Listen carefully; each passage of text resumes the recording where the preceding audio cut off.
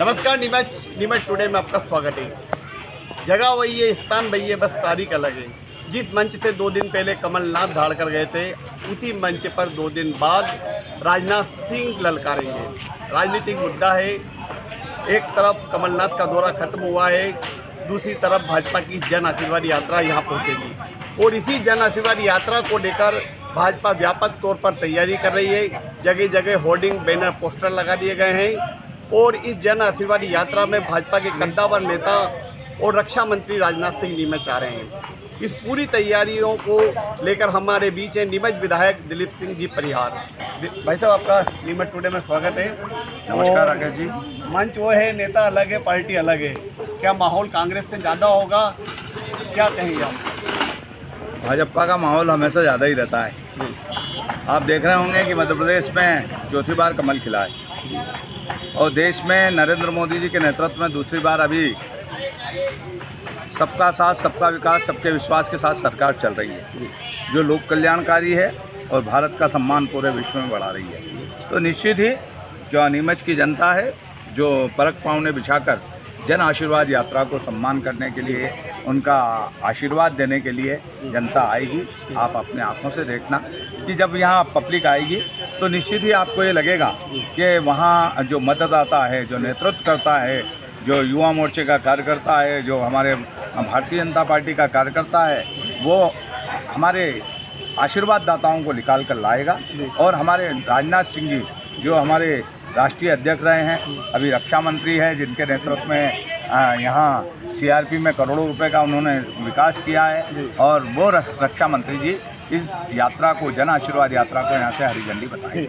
अच्छा, वैसे राजनाथ सिंह जी के अलावा किन नेताओं के आने की स्वीकृति मिल गई है? हमारे केंद्रीय नेतृत्व के जो मंत्री हैं वो सारे यहाँ आने वाले हैं, चाहे वो कैलाश विजयवर्गीय जी हो, मान्यवर ज्योतिरादित्य सिंधिया जी हो, मान्यवर प्रहलाद पटेल जी हो, मान्यवर फग्गन सिंह जी कुलस्ते हो, या अन्य मंत्रीगण हो जो केंद्रीय। सीएम का आने का प्रोग्राम है? बिल्कुल, मान्यवर मुख्यमंत्री शिवराज सिंह जी चौहान साहब का निश्चित ही आना है, क्योंकि वो जब आएंगे तो हमारी बहनें, जो लाडली बहनें, जो जनता जनार्दन है, उनने जो विकास के काम किए हैं उसके लिए लालू बेग उन्हें आने के, अब वो आते ही उन्हें आशीर्वाद देंगे।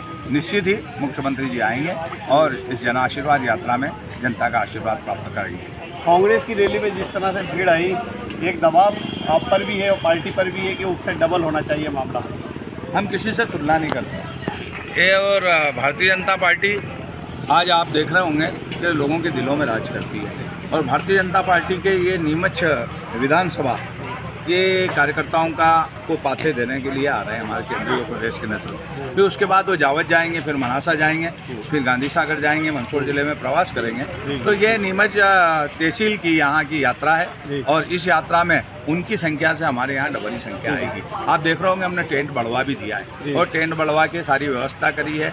निश्चित ही सरकार जब काम करती है, अच्छे काम करती है, तो जनता उसे आशीर्वाद देती है। निश्चित ही तैयारियां चल रही है, टेंट हम सज रहे हैं, नगर यहाँ सज रहा है और हमारे लोग आएंगे और हमें पाते देंगे और कमल खिलाएंगे। मेडिकल कॉलेज को लेकर कमलनाथ बड़ी घोषणा करके गए कि मेडिकल कॉलेज कांग्रेस की दे रहे और 50,000 किसानों का नीमच में ऋण माफ किया हो, क्या कहेंगे?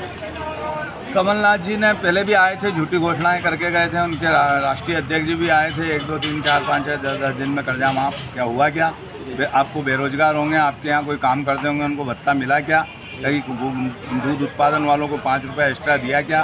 स्व सहायता समूह का ऋण माफ हुआ क्या? उनने तो पूरा लंबा वचन दिया था, वो वचन कहीं पूरा नहीं किया। अब वो कह रहे हैं मैंने कर्जा माफ किया। कहाँ किया? कागजों में किया। अरे किसी किसान के 2 लाख के कर्जे माफ हुए तो बताओ भाई, बताओ, कोई तो बताए। किसी को भत्ता मिला हो तो वो बताए। अब उनका कहना है क्या है, वो कहते कुछ और करते कुछ और है। हम यहाँ रीत है, रघुकुल रीत सदा चली आई, प्राण जाए पन वचन नहीं जाई। हमने कहा गरीब की थाली रहेगी ना खाली, तो आज 5 रुपये में दीनदयाल थाली का शुभारंभ किया। हमने कहा जो जहाँ रहता है उसका सर्वे करा के उसको पट्टा देंगे, तो आज मुख्यमंत्री जी ने पट्टा दिया। हमने कहा हम बुजुर्गों को यात्रा कराएंगे, हवाई चप्पल पहनने वाले बुजुर्ग को हवाई जहाज में यात्रा करा रहे हैं। संबल जैसी योजना उनने बंद कर दी थी कमलनाथ जी ने। वो गरीबों के हितैषी होते तो ये सारी योजनाएं बंद नहीं करते। वो तो उनको केवल क्या है कि कुछ भी बात करना, अरे भाई आप इतने साल तक रहे, जिस बंगला बगीचा की समस्या को आपने दूध देती गाय समझा, उलझा के रखा।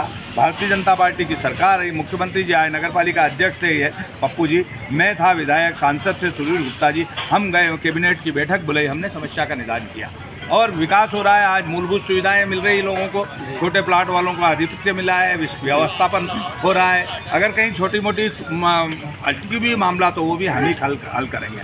वो तो खाली कहते हैं और चले जाते हैं। क्यों उनने इतने साल तक राज किया, क्यों नहीं किया? 17 महीने में रहे, क्यों नहीं किया? मेडिकल कॉलेज उनने दिया, 10 मेडिकल कॉलेज मांगे थे उनने, तो अगर लाते 10 जगह लाते। मुख्यमंत्री हमारे सांसद है सुधीर गुप्ता जी, नरेंद्र मोदी देश में प्रधानमंत्री है, मुख्यमंत्री शिवराज सिंह चौहान है, उनने मेडिकल कॉलेज दिया, उनने भी यहाँ अभी 150 करोड़ रुपया और भेजा।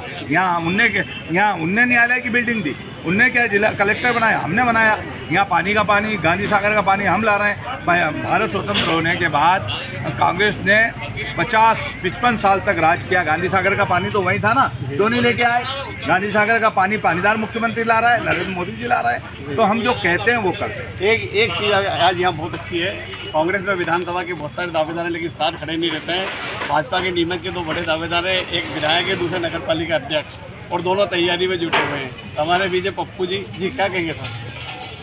हमारे देश के यशस्वी प्रधानमंत्री नरेंद्र जी मोदी के नेतृत्व में भारत दुनिया की अग्रिम पंक्ति में खड़ा है और उसमें अहम भूमिका रखने वाले हमारे रक्षा मंत्री श्री राजनाथ सिंह जी 4 सितंबर को नीमच की पावन धरा पर आ रहे हैं। और वही राजनाथ सिंह जी हैं जिन्होंने नीमच के अंदर सीआरपीएफ के अंदर करोड़ों रुपए की बिल्डिंगें बनाई जहां पर हमारे जवान रहते हैं। और सीआरपीएफ की जन्मस्थली होने के कारण हम सब लोग नीमच पर गर्व करते हैं। और राजनाथ सिंह जी के साथ साथ हमारे प्रदेश के नेतृत्व श्री वी.डी. शर्मा जी, माननीय मुख्यमंत्री शिवराज सिंह जी चौहान साहब, ज्योतिरादित्य सिंधिया जी, कैलाश विजयवर्गीय जी, नरेंद्र सिंह जी तोमर साहब, ये सब लोग नीमच में दशहरा मैदान की सभा को संबोधित करेंगे। और यहाँ पर हमारा चौक से लेके जो दशहरा मैदान तक एक जन आशीर्वाद यात्रा निकलेगी, जिसमें हमारे नेतृत्व जनता से आशीर्वाद लेंगे। और मध्य प्रदेश में मुख्यमंत्री जी शिवराज सिंह जी चौहान साहब हैं जिन्होंने पूरे प्रदेश को विकसित प्रदेश बनाने का काम किया है। हमारे विधायक दिलीप सिंह जी परिहार साहब के नेतृत्व में पूरी नीमच विधानसभा में विकास के कार्य हुए हैं। और सांसद जी ने नीमच को मेडिकल कॉलेज, विधायक जी और दोनों ने मिलकर लाने का काम किया है। ये भारतीय जनता पार्टी की ऐतिहासिक उपलब्धि है। और एक सबसे बड़ी बात है चंबल का पानी।